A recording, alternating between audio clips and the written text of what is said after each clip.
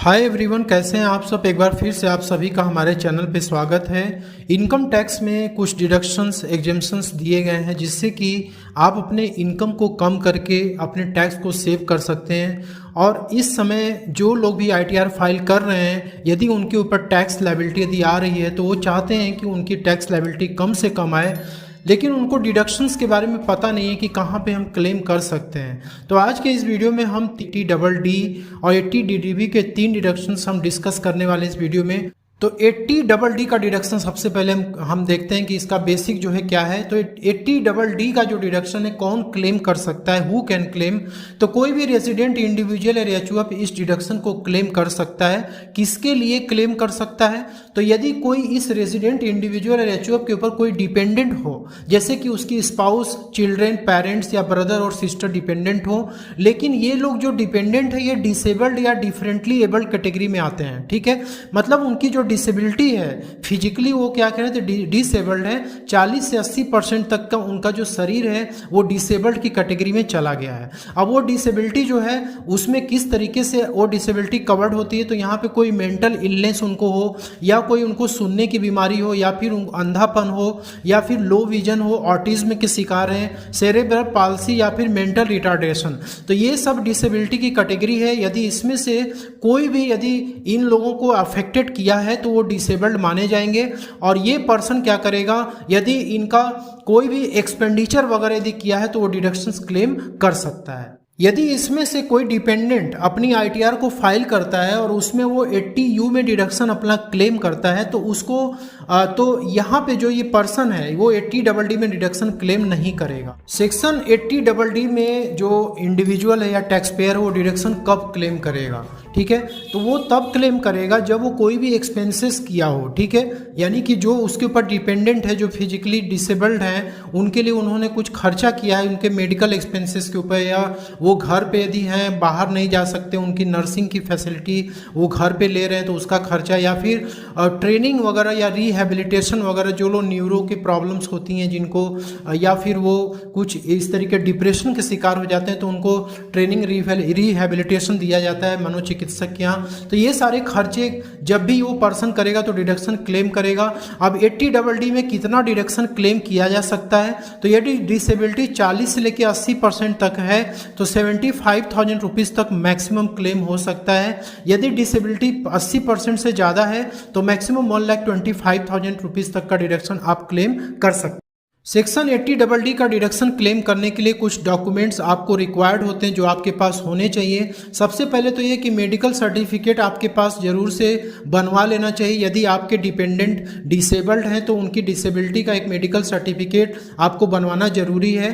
तो आप जो है कोई भी गवर्नमेंट हॉस्पिटल में जो CMO है या फिर कोई भी न्यूरोलॉजिकल डॉक्टर है जो कि MD की डिग्री होल्ड करता है, जिसका इलाज चल रहा है, तो वो मेडिकल सर्टिफिकेट बना करके आपको देगा। इसके बाद आपको फॉर्म 10I सबमिट करना है। यदि कोई पर्सन ऑटिज्म, सेरेब्रल पाल्सी या मल्टीपल डिसेबिलिटी से ग्रसित है तो उस केस में मेडिकल सर्टिफिकेट के साथ साथ आपको फॉर्म 10I भी सबमिट करना है, जो कि आप ऑफलाइन या ऑनलाइन मोड दोनों में सबमिट कर सकते हैं। इसके बाद आपको एक सेल्फ डिक्लेरेशन सर्टिफिकेट भी देनी है। जो भी खर्चे आपने इनके ऊपर किया है वो खर्चे का डिटेल के लिए आपको सेल्फ डिक्लेरेशन सर्टिफिकेट देना होगा।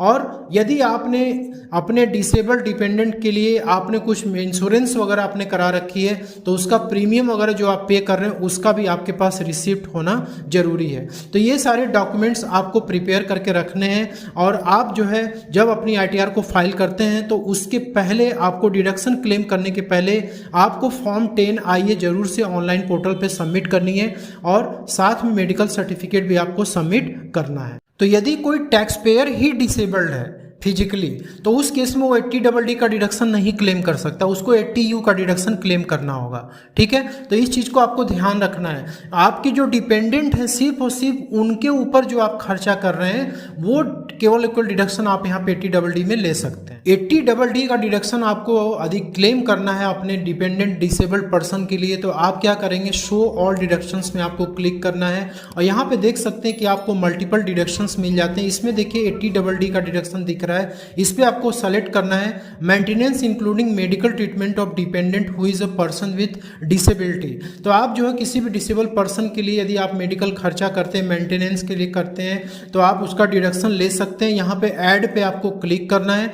ऐड पे क्लिक करने के बाद यहाँ से आपको लिस्ट सेलेक्ट करनी है कि डिपेंडेंट जो पर्सन है आपके ऊपर वो डिसेबिलिटी है, नॉर्मल डिसेबिलिटी है, मतलब 40 से 80% के बीच में उसकी डिसेबिलिटी है, तो आपको यहाँ पे क्लिक करना है और जो भी आपने उसके ट्रीटमेंट पे खर्चा किया उसका अमाउंट आपको यहाँ पे इंटर करना है। तो जो अमाउंट आपने सेल्फ डिक्लेरेशन सर्टिफिकेट में दे रखी है वो अमाउंट आपको यहाँ पे इंटर करनी है, उसका प्रॉपर बिल वाउचर आपके पास होना चाहिए। और यदि कोई पर्सन सीवियर डिसेबल्ड है, यानी उस डिपेंडेंट पर्सन के लिए आप जो है खर्चा कर रहे हैं और वो 80% से ज़्यादा डिसेबल्ड है, तो उसका खर्चा आप यहाँ पे इंटर करेंगे और ऐड बटन पे आपको क्लिक कर दें। तो जैसे आप ऐड बटन पे क्लिक करते हैं 80DD का देखिए यहाँ पे अमाउंट ऑफ एक्सपेंडिचर आ चुका है। जैसे हमने 12,500 इंटर किया था तो ये अमाउंट आ गया है। इसका प्रूफ आपके पास जरूर से होना चाहिए।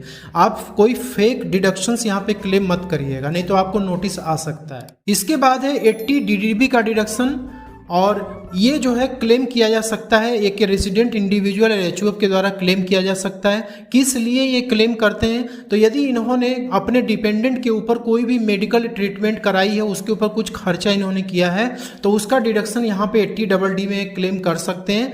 और जो डिपेंडेंट है, जैसे मैंने बताया स्पाउस, चिल्ड्रन, पेरेंट्स या सिबलिंग्स, तो ये लोग डिपेंडेंट इनकम टैक्स एक्ट में बताए गए हैं, तो इनके ऊपर जो भी खर्चा होगा उसका क्लेम 80DD में ये रेजिडेंट इंडिविजुअल एचयूएफ क्लेम कर सकता है। अब ये जो ट्रीटमेंट है ये किस चीज़ का ट्रीटमेंट है, तो ये ट्रीटमेंट कोई स्पेसिफाइड डिजीज के लिए है। मतलब इसमें से कोई भी पर्सन जो है यदि स्पेसिफाइड डिजीज का शिकार है, जैसे कि न्यूरो की प्रॉब्लम है उसको, या यूरोलॉजी यानी किडनी से रिलेटेड कोई प्रॉब्लम है, कैंसर से पीड़ित है, या कोई ब्लड या बोन से रिलेटेड कोई डिजीज है, या इम्यूनोलॉजी से रिलेटेड कोई डिजीज है, तो उसके लिए यहाँ पे जो है कोई भी मेडिकल एक्सपेंडिचर हो रखा है तो उसका क्लेम 80DD में आप ले सकते हैं। लेकिन इसके लिए भी आपको पूरा प्रॉपर प्रूफ होना चाहिए जो भी खर्चा आप कर रहे हैं। इसके बाद यदि मान लीजिए कि आपने इंश्योरेंस करा रखा है इन लोगों का, और आपको इंश्योरेंस कंपनी से कोई भी अमाउंट रिसीव होता है तो वो अमाउंट हमेशा आपके खर्चे में से माइनस होगा और उसके बाद बाकी का अमाउंट आप 80DD में क्लेम करेंगे। इसी प्रकार से यदि मान लीजिए कि आपको रीइंबर्समेंट होता है, यानी आप किसी भी कंपनी में काम करते हैं और आप मेडिकल एक्सपेंसेस कराते हैं, ये सब जो भी बीमारियां हैं इसके लिए आप मेडिकल एक्सपेंस आपका होता है, और आपका जो एम्प्लॉयर है वो आपको रीइंबर्स कर देता है कुछ अमाउंट, तो वो रीइंबर्समेंट का अमाउंट भी it shall be deducted from the expenses, वो एक्सपेंसेस में से माइनस हो जाएगा। इसके बाद जो नेट अमाउंट बचेगा उसको आप सेक्शन 80DD में क्लेम कर सकते हैं। और यहाँ भी मेडिकल सर्टिफिकेट देखिए रिक्वायर्ड है, तो आपको जिस डॉक्टर के यहाँ आप इलाज करा रहे हैं उस डॉक्टर से आपको जो है एक मेडिकल सर्टिफिकेट आपको जरूर से बनवाना है। यदि आप न्यूरोलॉजिस्ट से करा रहे हैं तो न्यूरोलॉजिस्ट डॉक्टर का जो DM की डिग्री होल्ड करता है उससे आप जो है सर्टिफिकेट बनवा सकते हैं। और यदि आप किसी भी गवर्नमेंट हॉस्पिटल में करा रहे हैं तो वहां से भी आप सर्टिफिकेट बना करके तभी आप इसका डिडक्शन क्लेम कर सकते हैं। DDB में आपको डिडक्शन मैक्सिमम कितना मिलता है ये डिपेंड करता है कि आप नॉर्मल सिटीजन है या सीनियर या सुपर सिटीजन है। तो यदि आप एक नॉर्मल सिटीजन है और आप अपने डिपेंडेंट के लिए कोई भी स्पेसिफाइड डिजीज के लिए खर्चा करते हैं तो उस केस में मैक्सिमम 40,000 तक का डिडक्शन आपको इस सेक्शन में मिल जाता है, या तो फिर जो आपने खर्चा किया, दोनों में से जो कम होगा वो डिडक्शन आपको मिलेगा। आपके ऊपर यदि कोई जो पर्सन डिपेंडेंट है, जैसे स्पाउस हो गया, फिर चिल्ड्रेन हो गया या फिर सिबलिंग्स हो गया, यदि वो लोग सीनियर सिटीजन या सुपर सीनियर सिटीजन है तो उस केस में आप मैक्सिमम 1 लाख तक का डिडक्शन इस सेक्शन में क्लेम कर सकते हैं, या फिर जो आपने खर्च किया, दोनों में से जो कम होगा वो डिडक्शन आप क्लेम कर सकते हैं। सेक्शन 80DD का डिडक्शन क्लेम करने के लिए आपको अगेन शो ऑल डिडक्शन पे क्लिक करना है, और यहाँ पे देख सकते हैं कि सेक्शन 80DD का deduction medical treatment for specified disease, इस पे आपको आना है और यहाँ पे आपको ऐड बटन पे क्लिक करना है, और यहाँ पे medical treatment of specified disease इस लिस्ट में सेलेक्ट करना है कि आप सेल्फ और डिपेंडेंट, मतलब जो सीनियर सिटीजन नहीं है, मतलब नॉर्मल सिटीजन है और वो आपके ऊपर डिपेंडेंट है और उसके लिए आपने मेडिकल एक्सपेंसेस करी है स्पेसिफाइड डिजीज पर, तो वो आप यहाँ पे सेलेक्ट करेंगे, अमाउंट यहाँ पे एंटर कर देंगे। और यदि डिपेंडेंट सीनियर सिटीजन है और उसके लिए आपने खर्च किया है तो आप अगेन यहाँ पे सेलेक्ट करेंगे, अमाउंट यहाँ पे इंटर कर देंगे। अब यहाँ पे बहुत सारे लोग ये पूछते हैं कि सर क्या डेंटल वाला जो है वो स्पेसिफाइड डिजीज में कवर्ड है कि नहीं है। तो देखिए मैंने यहाँ पे लिख रखा है कि यदि आप डेंटल ट्रीटमेंट कराते हैं तो 80 DDB में कवर्ड नहीं है।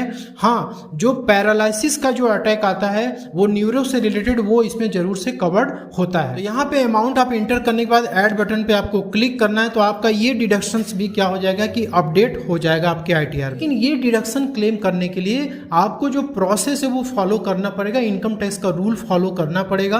आपको प्रॉपर इसका प्रूफ, एविडेंस, डॉक्यूमेंट सब रखने पड़ेंगे, मेडिकल सर्टिफिकेट बनवाना होगा, इसके बाद ही आप इसको क्लेम कर सकते हैं। तो दोस्तों इस तरीके से आप डिडक्शन ले सकते हैं। वीडियो कैसी लगी कमेंट बॉक्स में लिख के जरूर बताइएगा। चैनल पे नए हैं तो सब्सक्राइब जरूर कर लीजिएगा और बेल आइकन को प्रेस करिएगा। मिलते हैं अगले नेक्स्ट वीडियो में, तब तक के लिए जय हिंद, जय Bharat. Thank you so much for watching this.